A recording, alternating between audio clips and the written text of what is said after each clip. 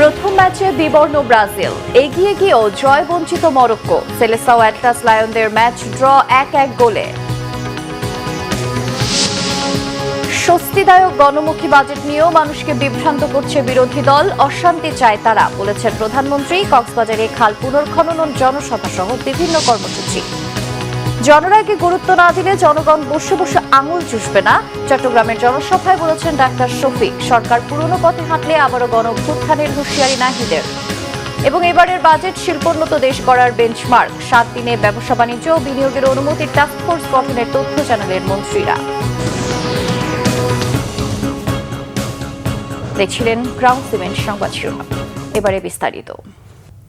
দীর্ঘ প্রায় 17 বছর নির্বাসনে থাকার পর গত 25 ডিসেম্বর দেশে ফিরে ঢাকার পূর্বাঞ্চলে গণসংবর্ধনা অনুষ্ঠানে বলেছিলেন, উই হ্যাভ আ প্ল্যান। গতকাল কক্সবাজারে জনসভায় সেই বক্তব্যের ব্যাখ্যা দিয়েছেন প্রধানমন্ত্রী তারেক রহমান। শনিবার সন্ধ্যায় কক্সবাজারের চকরিয়ায় জনসভায় তিনি এই ব্যাখ্যা দেন। এ সময় তিনি বলেন, জনগণের ভাগ্য উন্নয়নের সমস্ত কাজই তার আই হ্যাভ আ প্ল্যানের অংশ। প্রধানমন্ত্রী বলেন, এবার একটি জনমুখী বাজেট পেশ করা হয়েছে এবং সবাই বলছে এই বাজেট মানুষের উপকারে আসবে, কিন্তু কিছু স্বার্থান্বেষী মহল বাজেট নিয়ে সমালোচনা করছে এবং বাজেট পেশ করার আগেই তারা রাস্তায় নেমে গেছে। যারা বাজেট ঘোষণার সঙ্গে সঙ্গে রাস্তায় নেমে এর বিপক্ষে মিছিল করে তারা জনগণের বন্ধু হতে পারে না। এবং সেজন্যই আমরা পরিকল্পনা গ্রহণ করেছি, পরিকল্পনা অনুযায়ী কাজ করছি।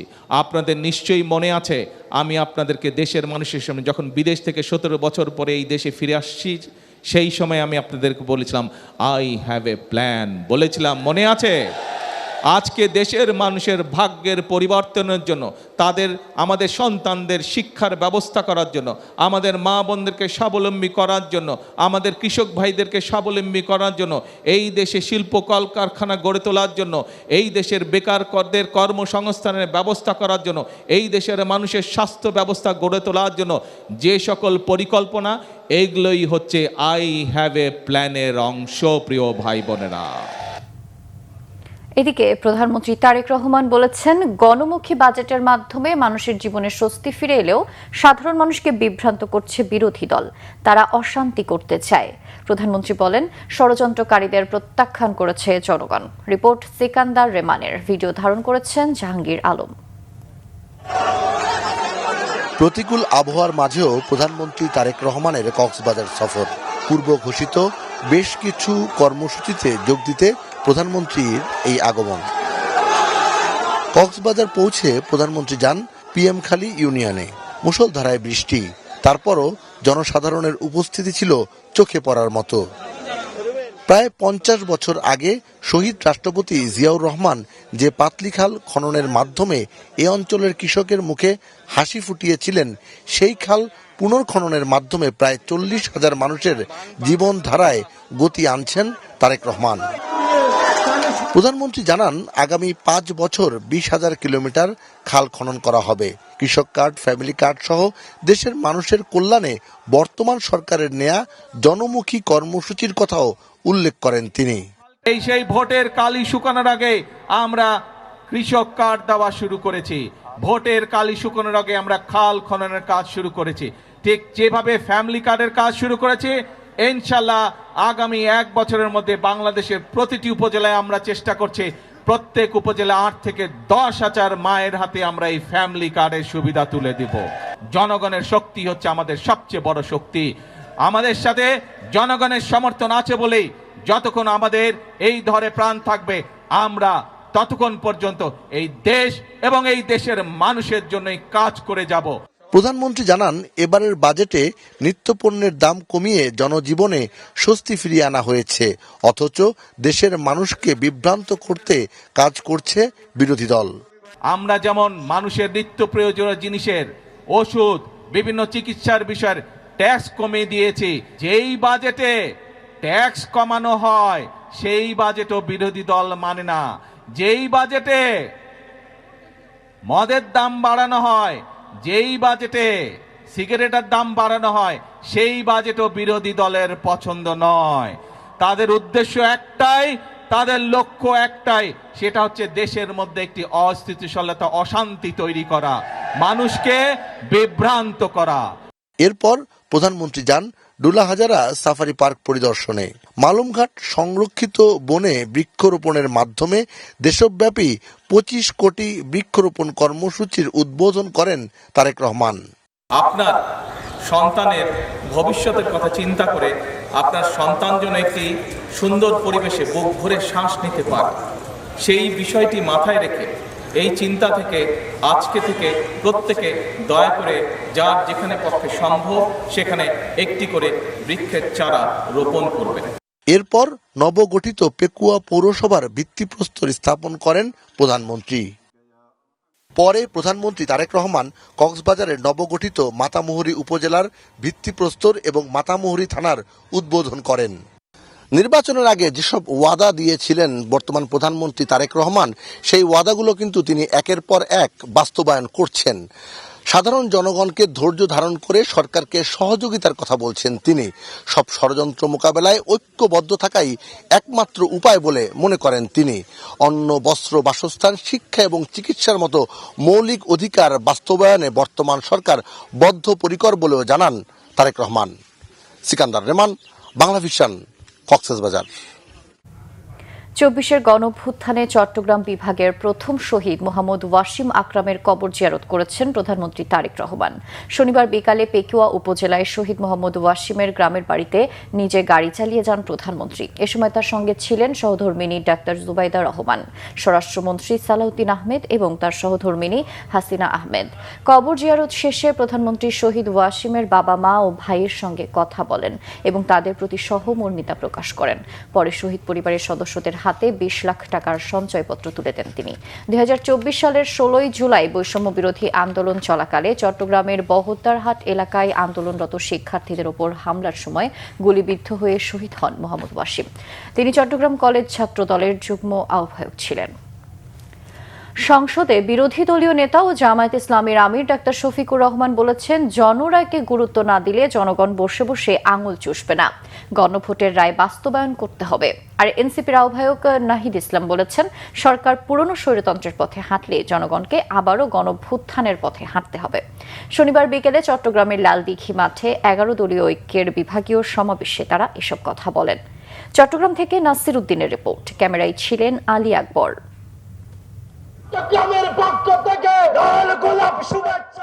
গণভোটের গণরায় বাস্তবায়ন, জনদুর্ভোগ ও দ্রব্যমূল্যের ঊর্ধ্বগতি নিয়ন্ত্রণ সহ নানা দাবিতে চট্টগ্রামের লালদিঘির ময়দানে 11 দলীয় ঐক্যের চট্টগ্রাম বিভাগীয় সমাবেশ হয়েছে। বিভাগের 11টি জেলা ও 3 পার্বত্য জেলা থেকে আসেন নেতাকর্মীরা। কানায় কানায় ভরে ওঠে ঐতিহাসিক মাঠ। সমাবেশে বিরোধী দলীয় নেতা ডাক্তার শফিকুর রহমান বলেন, গণভোটের রায় বাস্তবায়ন করতে হবে। আর জুলাই সনদ নিয়ে অসন্তোষ প্রকাশ করে নাহিদ ইসলাম বলেন, সরকার স্বৈরতন্ত্রের দিকে হাঁটছে। 70 ভাগ মানুষের রায়কে আপনারা অপমান অগ্রাহ্য করছেন, জনগণ বসে বসে আঙ্গুল চুষবে না। কিন্তু 70 ভাগ মানুষ যে ভোট দিয়ে বলেছে গণভোটের গণরায় মানতে হবে, সেটা মানছেন না কেন? কারে ভয় করেন? কারে খুশি করতে চান? কার হয়ে দেশ পরিচালনা করতে চান? যদি বাংলাদেশের জনগণের সরকার হয়ে থাকে তাহলে এই ধরনের ইস্যু সংসদে আলোচনা করতে দিতে হবে। আপনি আদানির চুক্তি বহাল রাখবেন, আপনি ইসলামী ব্যাংকে নতুন করে ইসলামের হাতে তুলে দিবেন, আপনি দুর্নীতি চাঁদাবাজি বন্ধ করার জন্য কোনো ধরনের সংস্কার করবেন না, আর আপনার বাজেটকে বিরোধী দল প্রশংসা করবে, এটা বিরোধী দল থেকে অনেক বেশি প্রত্যাশা করা হয়ে যাচ্ছে। সরকার যদি স্বৈরতন্ত্রের পথে হাঁটে, জনগণকে অভ্যুত্থানের পথে হাঁটতে হবে। এ সময় 11 দলীয় জোট নেতারা বলেন, সবাইকে সীমান্ত যাওয়ার জন্য প্রস্তুতি রাখতে হবে। যারা আমাদের টাকা লুণ্ঠন করেছে তাদের সাথে প্রাণপ্রীতি করছেন, যারা আমাদেরকে ধ্বংস করেছে তাদের সাথে মহব্বত করছেন। ব্যাংকে কোনো টাকা তো নাই, এটা হলো আপনাদের টাকা।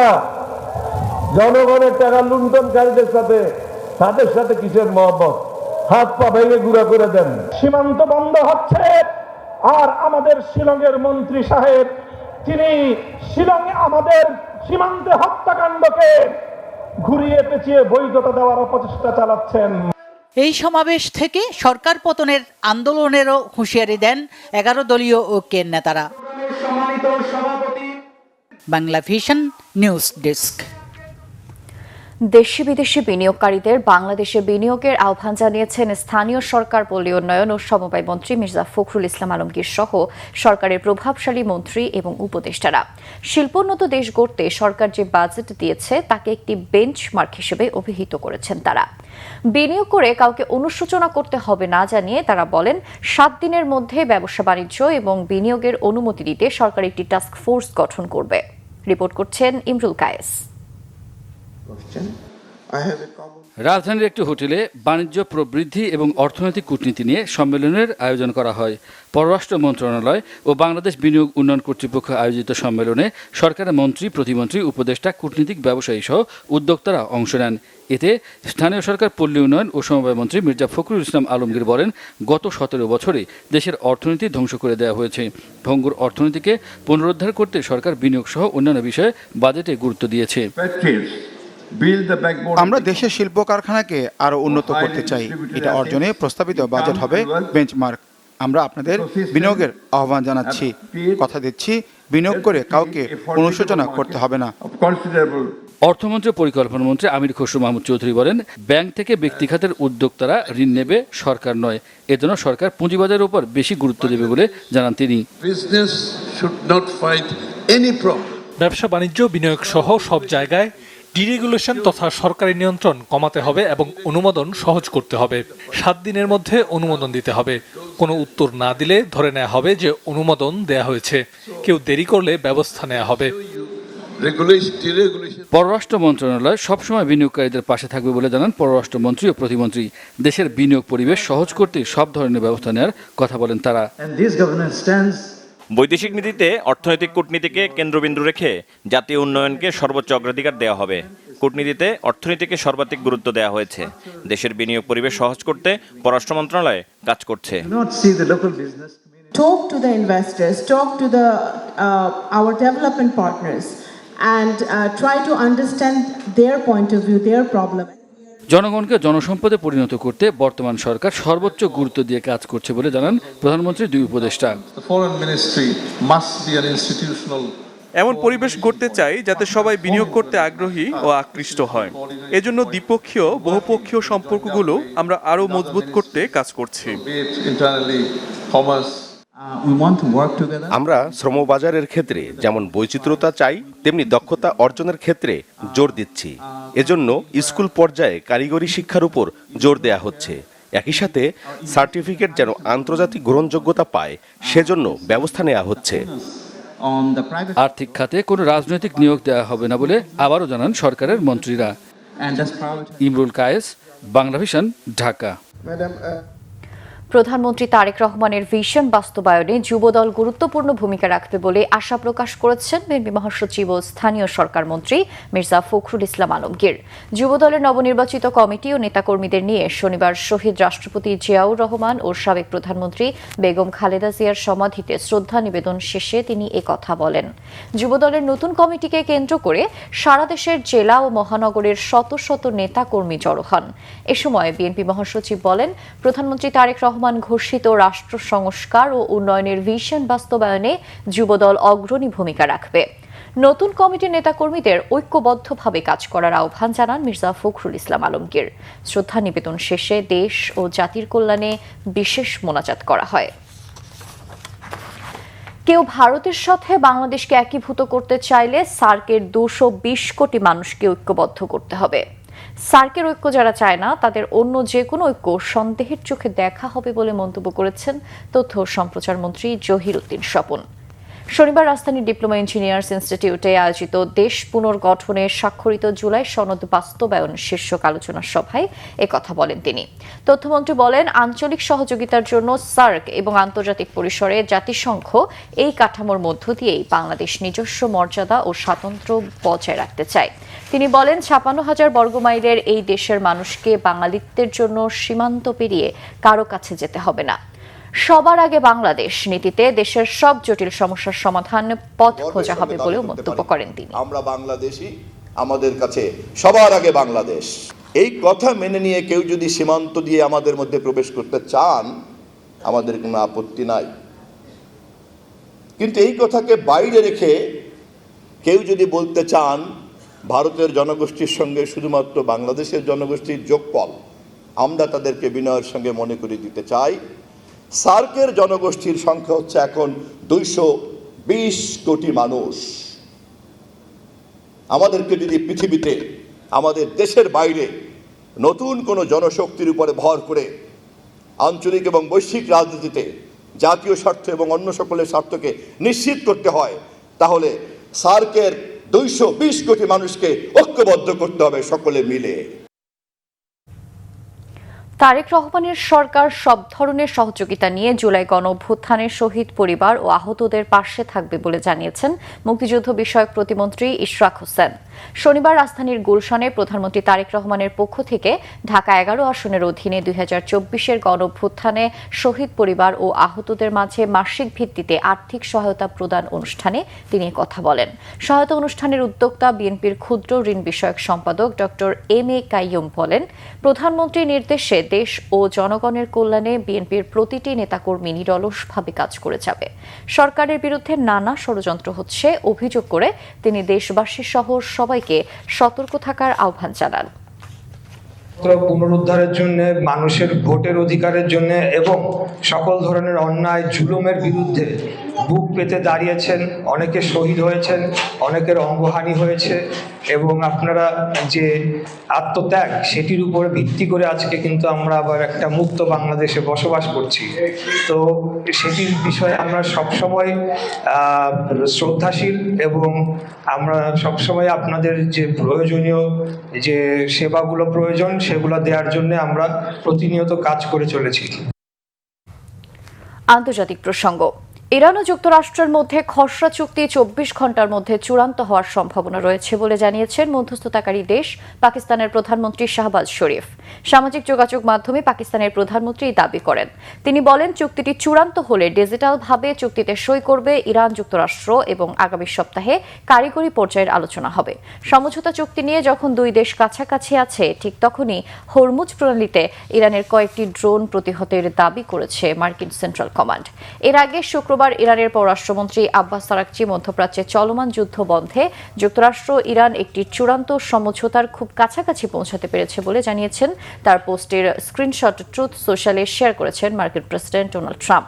তবে এই প্রসঙ্গে ইরানের পররাষ্ট্রমন্ত্রী আরাকচি সংবাদ মাধ্যমকে সংযত থাকার আহ্বান জানিয়েছেন। জল্পনা কল্পনা করা থেকে বিরত থাকতে বলেছেন। এই পরিস্থিতিতেও লেবাননে হামলা ও হত্যাযজ্ঞ অব্যাহত রেখেছে ইসরায়েলি বাহিনী।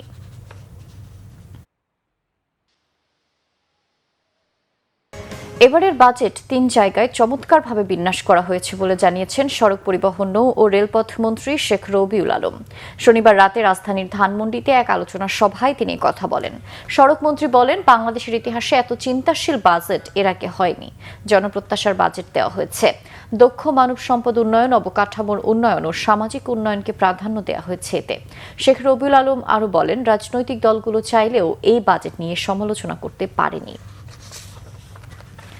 আন্তর্জাতিক প্রসঙ্গ। ইরানের সর্বোচ্চ ধর্মীয় নেতা আয়াতুল্লাহ আলী খামেনির জানাজা ও দাফনের নতুন সময় ঘোষণা করেছে ইরান সরকার। কয়েক দফা জানাজা শেষে আসছে 9 জুলাই মাশহাদ শহরে দাফন করা হবে সর্বোচ্চ ধর্মীয় নেতাকে। ইরানের রাষ্ট্রীয় সংবাদ মাধ্যম জানিয়েছে, আগামী 4 ও 5 জুলাই রাজধানী তেহরানে আয়াতুল্লাহ আলী খামেনির স্মরণে একটি বিদায় অনুষ্ঠান হবে। এরপর 6 জুলাই তেহরানে হবে তার প্রথম জানাজা। পরে আয়াতুল্লাহ আলী খামেনির মরদেহ নেওয়া হবে শিয়া মুসলিমদের আধ্যাত্মিক রাজধানী কোম শহরে। 7 জুলাই সেখানে হবে দ্বিতীয় জানাজা। পরে 9 জুলাই প্রয়াত সর্বোচ্চ নেতার জন্মস্থান মাশহাদে শেষ জানাজার পর দাফন করা হবে ইমাম রেজার মাজারের পাশে। তার এই দাফন অনুষ্ঠানকে ঘিরে ইরান জুড়ে নেওয়া হয়েছে কড়া নিরাপত্তা ব্যবস্থা। গেল 28 ফেব্রুয়ারি তেহরানে ভয়াবহ বিমান ও মিসাইল হামলা চালিয়ে আয়াতুল্লাহ খামেনি ও তার পরিবারের 4 সদস্য সহ 43 শীর্ষ ইরানি নেতা ও সামরিক কর্মকর্তাকে হত্যা করেছিল মার্কিন ও ইসরায়েলি বাহিনী। 44 বছরেরও বেশি সময় ইরানকে নেতৃত্ব দেন সর্বোচ্চ ধর্মীয় নেতা আয়াতুল্লাহ আলী খামেনি। সংবাদ শেষ করব ক্রাউন সিমেন্ট শিরোনামগুলো আরেকবার জানিয়ে। প্রথম ম্যাচে বিবর্ণ ব্রাজিল, এগিয়ে গিয়েও জয় বঞ্চিত মরক্কো। সেলেসাও অ্যাটলাস লায়নদের ম্যাচ ড্র 1-1 গোলে। স্বস্তিদায়ক গণমুখী বাজেট নিয়েও মানুষকে বিভ্রান্ত করছে বিরোধী দল। অশান্তি চায় তারা, বলেছেন প্রধানমন্ত্রী। কক্সবাজারে খাল পুনর্খনন ও জনসভা সহ বিভিন্ন কর্মসূচি। জনরায়কে গুরুত্ব না দিলে জনগণ বসে বসে আঙুল চুষবে না। চট্টগ্রামের জনসভায় বলেছেন ডাক্তার শফিক। সরকার পুরনো পথে হাঁটলে আবারও গণঅভ্যুত্থানের হুঁশিয়ারি নাহিদের। এবং এবারের বাজেট শিল্পোন্নত দেশ করার বেঞ্চমার্ক। 7 দিনে ব্যবসা বাণিজ্য ও বিনিয়োগের অনুমতির টাস্কফোর্স গঠনের তথ্য জানালেন মন্ত্রীরা। এই ছিল এখনকার মতো, পরের সংবাদ সকাল 10টায়। এর আগে 9টায় রয়েছে নিউজ টপ 10। দেখার আমন্ত্রণ রইল। এছাড়া বাংলাভিশন সংবাদ ও সংবাদ সংশ্লিষ্ট অনুষ্ঠান দেখতে ভিজিট করুন www.bpnews24.com ও facebook.com/banglavisionnews এবং সাবস্ক্রাইব করুন youtube.com/banglavisionnews। ধন্যবাদ।